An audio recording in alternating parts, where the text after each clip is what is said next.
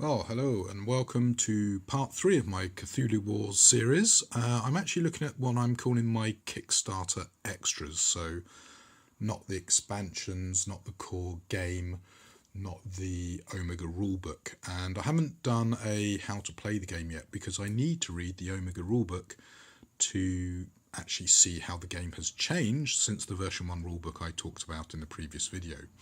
Anyway, first things first. You are going to get some pretty coloured gates for each faction. These are 3D models, so rather than use the cardboard chits that I have been using up to now, we can switch to these. If you want to, you can paint these up. They paint up quite nicely. Obviously, being coloured, you might not want to do that. So I'm probably going to use these as starter gate markers. However, I believe there are some rules whereby this gate actually will have special power, for example, for Shub-Niggurath. And as you see, there are a couple of weird other colours, so you've got pink, purple, and so on and so forth. There also are plain gates as well, which I've actually got 2 sets of these because of a previous Kickstarter, and as you can see, they're exactly the same model, except they're in a grey plastic, and these are probably worth painting up, whereas these are probably just levers, coloured gates. I need to think about what I'm going to do there. So you've got loads of these, and as I say, because I've got 2 boxes, I've got to decide, do I actually want to sell off one of my boxes to someone who did get in on the Kickstarter, or do I just want to make sure I never run out of gates? We'll see. But yeah, these are nice, solid, great additions to the game. Storage is a problem, as I will be saying over and over again, I'm sure. Okay, the damage box, let's have a look at that one next. Let's get these ones out. The damage box actually contained all this lot. So you've got some new Doom markers, which you can use. So those little teeny pillars that you might have seen in my unboxing of the main game can be used here for your power, which is, I think, what I use them for anyway, to be honest. You've got the new boards, which are slightly thicker. So you've got Great Cthulhu. I would actually need to double check the original box to see how that's changed. You've got Opener of the Way, Windwalker, Black Goat. Now, I believe the reason we don't have other new boards is because the other factions have been deemed not to need an update, so that has caused a little bit of confusion. We've got a bit talking about some independent great old ones. Gatanathoa, of course impossible to pronounce. Cthugha. We've got some new spells here. So Black Goat, Yellow Sign, the Sleeper, Azasoth, Cthugha, and Bokrug. So a couple of spells there. Now I'm not sure if these are replacing the existing spell. Again, that's something I'm going to need to check. You are pretty much seeing these at the same time as I am. We have a load of ritual tracks. So we've got 3-player all the way up to 8-player. So several of those. And a new Doom track, which is a little bit nicer than the one that came in the base box. So yeah, that is basically the contents of CWE11, which was the box that was damaged. So I'm pleased to say it doesn't seem to have done any harm to the contents. Maybe you put a little bit of a bend in this, but that will soon lay flat with a little bit of tweaking. So there you go. That was that little box there. We've then got this rather hefty tome here, CWE10, and these are actual punch boards of the faction sheets. Now, I've actually got 2. It's possible I ordered 2 by mistake because at one stage I did actually have 2 copies of Cthulhu War. That's possibly a duplicate there that I will want to sell off. So anyway, let me just get this open and we'll have a look. Okay, so we've got the Black Goat here on a nice chipboard with a nice little bit of background there. This is the sort of quality I was expecting rather than if you take, for example, this. Now the printout is slightly nicer on the thinner board, but I mean, if you compare the thickness difference there between chipboard and card, this is what I was talking about quality. I mean, this is really good quality, but that is just much better. Okay, so Black Goat, Crawling Chaos, Great Cthulhu, Yellow Sign, Opener of the Way, Sleeper, Windwalker. Now I believe there is one for Cthulhu, but I believe this board is actually in the expansion itself. I need to double check my facts, maybe Board Game Geek, but I've got a feeling this sort of chipboard is maybe going to be the way forward for Peterson Games. And yeah, that is great. And as I say, I do seem to have ended up with 2 copies because due to a quirk of Kickstarters and stuff, I did actually have 2 copies of Cthulhu Wars. I did sell off my second copy before Onslaught 2 arrived, so it looks like I might have a spare one of these to let someone get their mitts on if they missed out on it. So that's great. Then what have we got? Oh yes, glow-in-the-dark stuff. So this here is glow-in-the-dark Cthulhu, which you got if you pre-registered on the mailing list before the Kickstarter went live. It's an identical figure, except it's in this sort of translucent-y plastic, which has then had some glow-in-the-dark powder mixed in. So it's going to be interesting to see how this looks glow in the dark, and you can actually see sort of how this miniature has been assembled. Yeah, it's looking quite good and nicely glow mode. And again, we've got an independent Great Old One option for Cthulhu, which is interesting. Going to have to look into that. I guess you could potentially play now without Cthulhu being an actual Great Old One and having him as an independent one. So that is CW Glow 1. Let's just get that. There you go. So if you got the Onslaught Kickstarter, you'd also get a load of other glow-in-the-darks for the other old ones. So Shub Niggurath actually looks really good in the glow-in-the-dark. I might actually prefer to use the glow-in-the-dark version of her to the actual retail box copy. Mr. Squiggly, not sure who that is without looking it up. Sort of weird black glow-in-the-dark, not sure how that's going to work.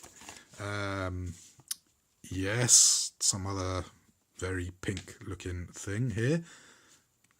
Not sure that is glow-in-the-dark. It potentially is, as it's in that box. Look at that, glow-in-the-dark Haster in his yellowish green foulness. And again, that actually looks like it might be slightly better than my retail version, so might be using some of these. I do know the name of this, but I can't quite remember it. Anyway, that thing. Oh, dearie me, look at him. What's it? It's not just Stoku. Anyway, this guy, yes, he's a beast, and he's big and quite heavy as well. And I think, is that Azasoth? Opener of the Way, I'm pretty sure that is. Anyway, yeah. So that's the ones that come in a baggie, but there is more. Let me just get them. Well, inside the box with the glow-in-the-dark stuff, there are 2 extra little boxes, which, if I just, other side, I'll get them open, contain Nyarlathotep.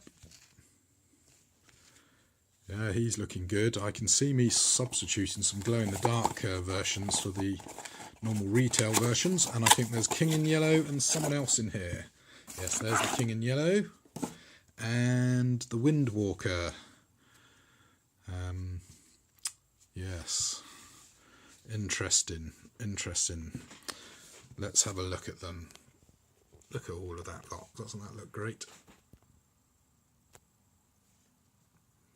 So got the core box over on this side, and then the expansion old ones over on the right. The weakest one to my mind is this pinkish one. Doesn't look particularly glow in the dark to me. We'll see. Might have to leave them out in the sunshine to charge up and terrify the mere mortals later on this evening. Anyway, I've now got to get all this lot packed away again and move on to 1, 2, 3, 4, 5 other boxes. Mostly dice, I think, but a couple of extra little bits in there as well. Now, buried deep in the bowels of the glow-in-the-dark box were a load of independent old ones, etc. So, Ubo Sathala, Ithaquia, the Windwalker, Ran Tegoth, Suthogu, Yog Sogoth, Hasta, the King in Yellow, Shub-Niggurath, Narathotep, and a Hound of Tyndalus. Now, I have heard that Onslaught 3 is actually going to include a miniature of the Hound of Tyndalus.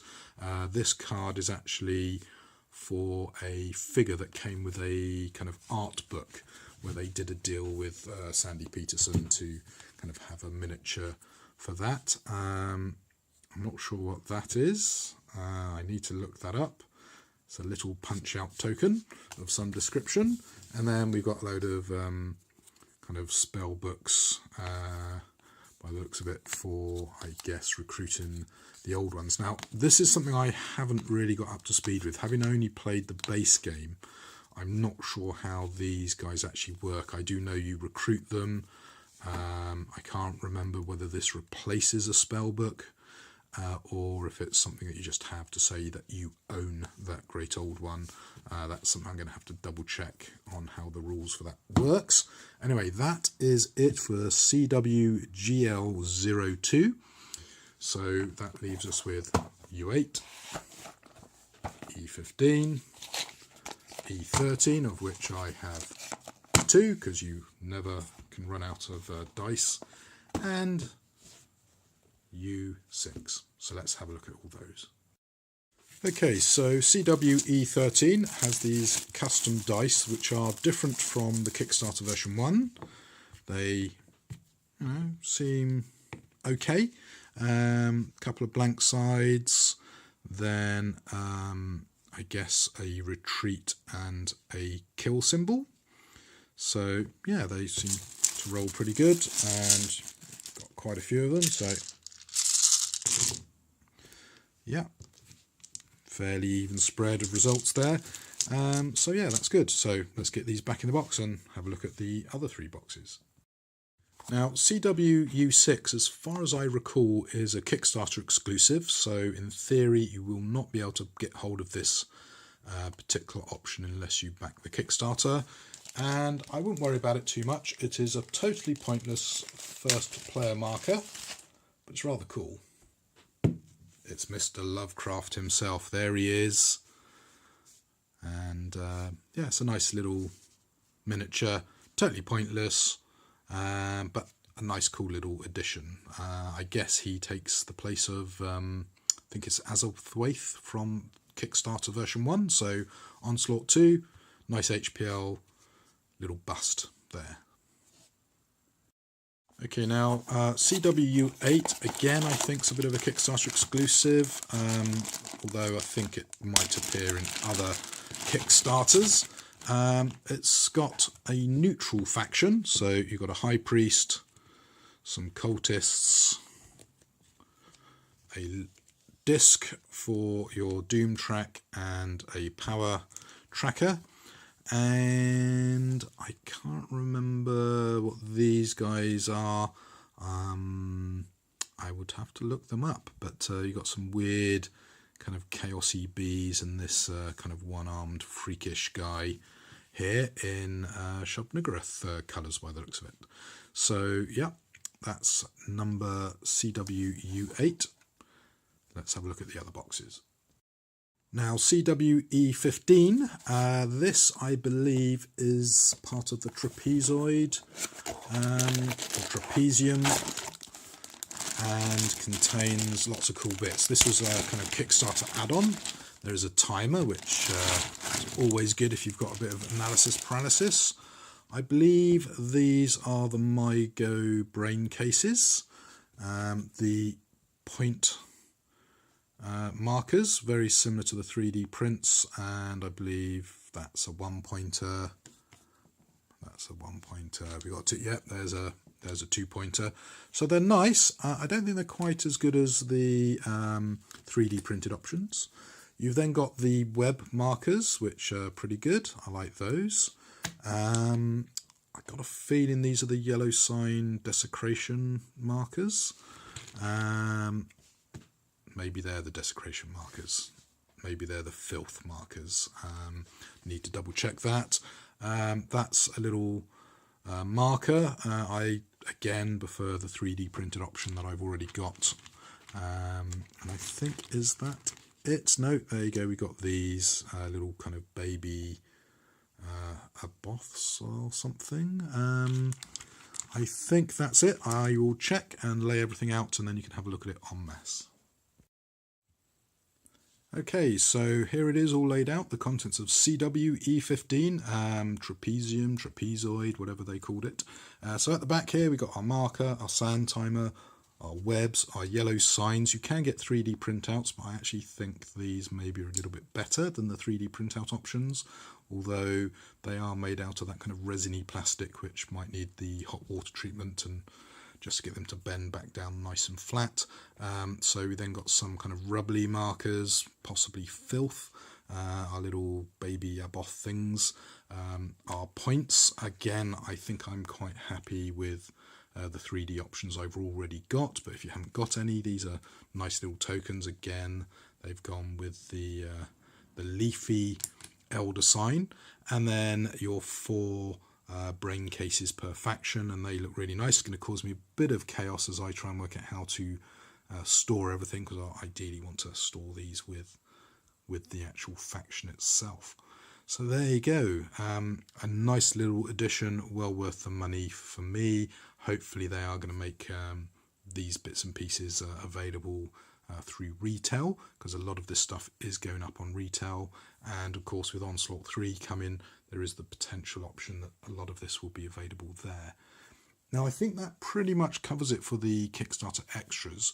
What I'm probably going to do is I will cover the 6 to 8 player map packs just at the end of this video, and then we're going to be looking at moving into the rule book, the expansions, and talking about how the game has shaped up now after it's been out for a while. Now, I have only really played the game with the base set, none of the expansions, so it's going to be interesting to see how the expansions mix things up, and of course the alternative maps as well is going to make a big difference. So anyway, let's get this all packed away so I've got room for the maps. Okay, let's get CW M10 open, the 6 to 8 player map pack. So upon opening the box, you are presented with another box. So let's get this one open. Now, upon opening the box, you are presented with multiple maps, including ones I'm going to be covering later. So I've decided, rather than to get them out and ruin the excitement for myself and also you, I'm just going to cover what obviously is in the base box, which is Earth. And you've also got some extra gates as well, so if you're a bit short on gates, this is going to help you out with that extra number of players. So let's have a look at the map, which I have to say, in the slightly larger scale, it's looking really nice actually from what I'm seeing so far. Let's hope my table's big enough. Okay, well, I've folded out the maps, and I have to say they are a little bit bigger than what comes in the base box, and as such, some of the details, like, you know, the graphics here show up much better. The actual colours seem slightly better to me as well. It's not, I mean, it's still garish, but it's not ugly garish, for want of a better word. So anyway, let's have a look at how it all looks. Now, I've actually got a 6-player map for Europe and the 8-player map for the North American section. So let's have a look at the 6-player Europe and Asia. So got Europe here with the symbols, with the the Arctic, which is actually separated into two now. It's actually also got the Bering Sea. Then you've got the Asia and Africa looking all pretty similar. Antarctica now has the Mountains of Madness. And then if we come over to this side, we've got the Bering Sea. Now, the actual retail box map, if I remember, ends about here. So the map is also a little bit bigger, giving you more space for figures. I'd be tempted to say play the 6-player map with 4 players, just to have more room, but that might not work. We'll have to see. Anyway, we've got our North America, South America, Australasia, with slightly bigger looking islands, much more menacing from Cthulhu. Yeah, and it looks really good. Now, can I get all the way back so you can see it in all of its magnificence? There you go, look at that. Looks really good. I'm going to have to dig out my retail box, I guess, and lay the map on top just so you can see the size difference. So be right back.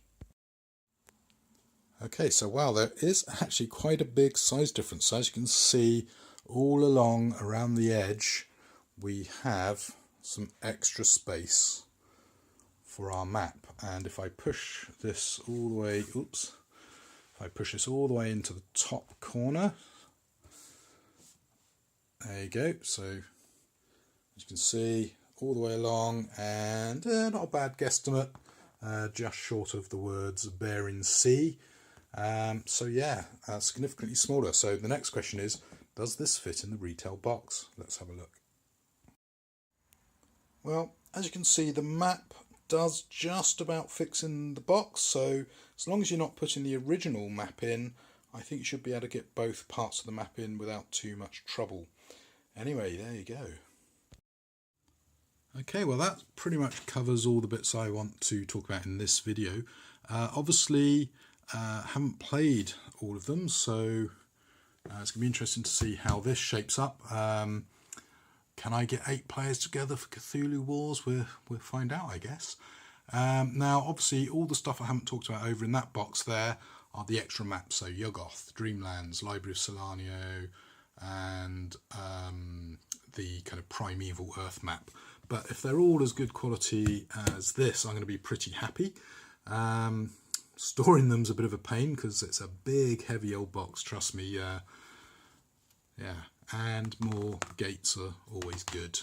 Obviously, if you've got the 3D ones, these are not quite so exciting, but it's nice to have some extra gates to make up for the extra player numbers. So that just leaves this mountain of boxes to wade through. I guess I ought to look at having a go at these maps so we can come back and look at these nice and quickly. Okay, so eeny, meeny, miny, mo. Which one of you insane maps must go?